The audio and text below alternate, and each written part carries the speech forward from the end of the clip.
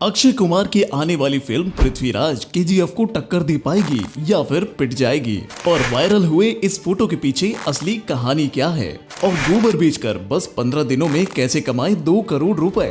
और mother Teresa की वजह से कैसे गई थी हजारों बच्चों की जान? यह भगवान थी या शैतान? सच जानकर आपका भी खून खौल उठेगा। जानने के लिए बने रहना वीडियो के एंड तक। फैक्ट नंबर 1, हाल ही में अक्षय कुमार की एक फिल्म आने वाली है जिसका नाम है पृथ्वीराज, और उसके बारे में आप में से कई लोग जानते होंगे। यह पिक्चर हिंदू राजा पृथ्वीराज चौहान के ऊपर बनी हुई है। उन्हें सबसे ताकतवर और आखिरी हिंदू राजा कहा जाता था, जो इतने बलवान थे कि कहा जाता था उन्होंने पूरे भारत को जीत लिया था। आपको पता होगा हाल ही में केजीएफ भी रिलीज हुई थी, जिसने फिल्मों की दुनिया में तहलका मचा दिया था। और इसकी चांस काफी ज्यादा बढ़ जाता है कि आगे आने वाली यह जो अक्षय कुमार की पिक्चर है यह केजीएफ को भी टक्कर दे सकती है। सबसे पहली बात तो यह महान राजा पृथ्वीराज चौहान के ऊपर बनी हुई है, इसीलिए कई लोग इसे देखने के लिए एक्साइटेड हैं ही। उसी के साथ ही इसमें अक्षय कुमार, सोनू सूद जैसे मशहूर एक्टर हैं। इस फिल्म का बजट भी बहुत ज्यादा हाई है और इनके कंपटीशन में कोई और पिक्चर शायद ही इतना चल पाएगी, इसीलिए हो सकता है यह केजीएफ को हरा दे। वैसे आपको क्या लगता है? अपनी राय नीचे कमेंट में जरूर दें। फैक्ट नंबर 2,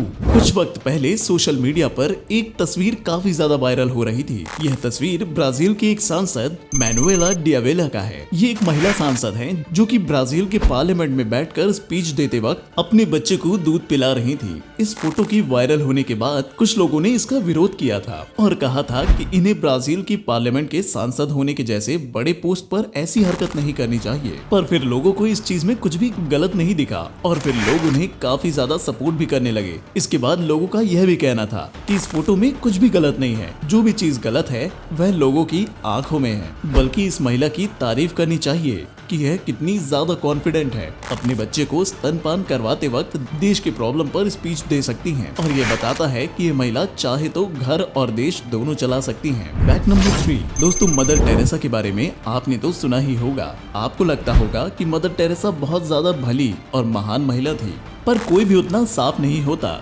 जितना दिखता है। मदर टेरेसा ने 1950 में बुजुर्ग लोग और अनाथ बच्चों के लिए एक अस्पताल खोला जिसमें लोग रहते भी थे। लेकिन दोस्तों इस अस्पताल में डॉक्टर्स और नर्स अनक्वालिफाइड थे और इस हॉस्पिटल में ज्यादातर मेडिसिन एक्सपायर्ड हुआ करती थी, जिसकी वजह से इस हॉस्पिटल के ज्यादातर पेशेंट मारे गए थे और मदर टेरेसा को कोई भी फर्क नहीं पड़ा। वहीं जो बच्चे शरारत करते थे उन्हें हॉस्पिटल के लोग बांध कर उल्टा लटका दिया करते थे और टॉर्चर भी करते थे। दोस्तों जब मदर टेरेसा की डेथ हुई तब उनके अकाउंट से कुल 752 करोड़ रुपए बरामद हुए, जो कि मदर टेरेसा ने डोनेशन के नाम पर कलेक्ट किया था। और यह हम कुछ भी नहीं बोल रहे, इसकी सारी जानकारी इंटरनेट पर मौजूद है। फैक्ट नंबर 4, अगर मैं आपको कहूं कि गोबर बेचकर भी करोड़पति बना जा सकता है तो आपको मुझ पर यकीन नहीं होगा, लेकिन अब यह भी सच है। छत्तीसगढ़ की सरकार ने एक योजना शुरू की थी जिसका नाम था गोधन न्याय योजना। इस योजना के तहत 2 लाख से ज्यादा ग्रामीणों ने 15 दिन के अंदर गोबर बेचकर कुल 2 करोड़ 34 लाख रुपए कमाए हैं। हम इन सब की इनकम को मिलाकर बोल रहे हैं।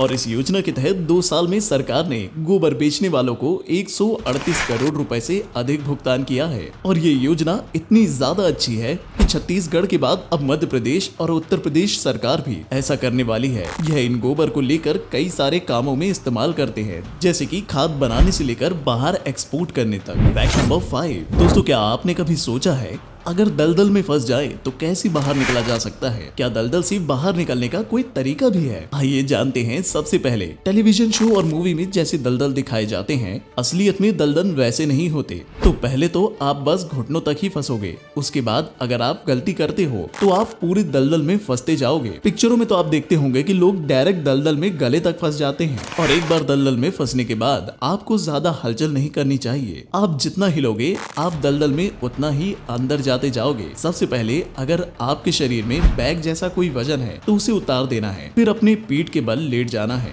और हाथ पीछे की तरफ खींचकर धीरे धीरे पैरों को बाहर निकालना है और फिर रोल होके दलदल से बाहर निकल जाना है। तो दोस्तों कैसी लगी आपको ये ट्रिक? इसके लिए एक लाइक तो बनता ही है। फैक्ट नंबर 6, आप में से कई लोगों ने पिक्चर में हॉबिट्स को तो देखा ही होगा, जो कि इंसानों से आधे साइज के होते हैं। तो हम आपको बता दें ऐसे इंसान सच में एक वक्त मौजूद हुआ करते थे, जिन्हें होमो फ्लोरियंसिस या फ्लोरमैन कहा जाता था। और दावा किया जाता है कि यह करीब 12,000 साल पहले विलुप्त हो चुके थे, लेकिन एल्बर्ट यूनिवर्सिटी के मनोवैज्ञानिक प्रोफेसर का कहना है कि यह आज भी जिंदा हैं और यह इंडोनेशिया के एक द्वीप पर मौजूद हैं और बहुत ही ज्यादा छिपकर रहते हैं, क्योंकि इन्हें बाकी इंसानों से और उनके हथियारों से डर लगता है। उनका कहना है कि आज तक 30 से भी ज्यादा लोगों ने इन्हें देखा है और उनके पास अच्छे खासे प्रूफ भी हैं और इसके बारे में उन्होंने एक पूरी किताब भी लिखी है और बाकी के वैज्ञानिकों के पास ऐसे कोई प्रूफ नहीं है जो इनको गलत साबित कर सके। फैक्ट नंबर 7, आज स्पेशल इफेक्ट्स और CGI ने फिल्म बनाना काफी आसान कर दिया है,